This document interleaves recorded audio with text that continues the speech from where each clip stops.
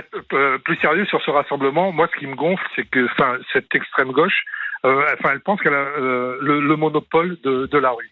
Et dans ce qu'ils font, cette contre-manifestation, alors vous l'avez dit, c'est exactement ça. Pourquoi c'est à 13h ? Parce que le seul intérêt de cette manifestation, c'est qu'une fois qu'elle est terminée, les antifas aillent se frotter au rassemblement du Rassemblement national.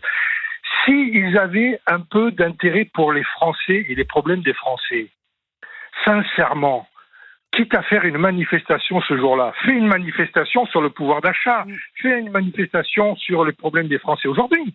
Là, ils auraient eu un écho. Exactement, je suis d'accord avec vous. Donc, c'est ce que j'ai. On a dit la même chose, Jean-Pierre, ça me fait plaisir.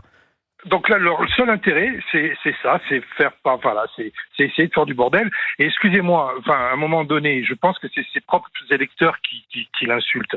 Tu peux pas le vendredi dire qu'il est contre l'exécution provisoire d'une peine d'éligibilité, et puis 2 jours après dire qu'il faut aller manifester contre le Rassemblement national, qui se réunit en soutien à Marine Le Pen et contre cette exécution provisoire. C'est pas contre le jugement, puisque par définition, vu qu'il y a appel, aujourd'hui, elle est innocente.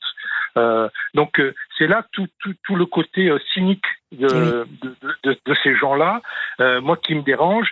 Et je trouve que, sincèrement, ils les accumulent et ils ont quand même le soutien de beaucoup de médias, beaucoup de bien-pensants qui sont avec eux. Un parti qui a organisé une manifestation pour l'antisémitisme. Parce qu'il faut quand même dire les choses comme elles sont. Normalement, à un moment donné, tu te fais petit, ce qui en plus n'a pas fonctionné, heureusement, tu te fais petit, tu laisses passer. Non, il faut toujours, c'est bordel sur bordel, bordélisation sur bordélisation. Et là, à mon avis, dimanche, je pense que ça va être compliqué et c'est là la limite du truc. Le Rassemblement national, j'espère qu'ils ont bien bordé, parce que je peux vous dire que s'ils trouvent un uluberlu qui va jeter une canette sur un antifa qui sera considéré comme un pauvre passant dans la rue, ils vont en faire leur chou gras toute la soirée.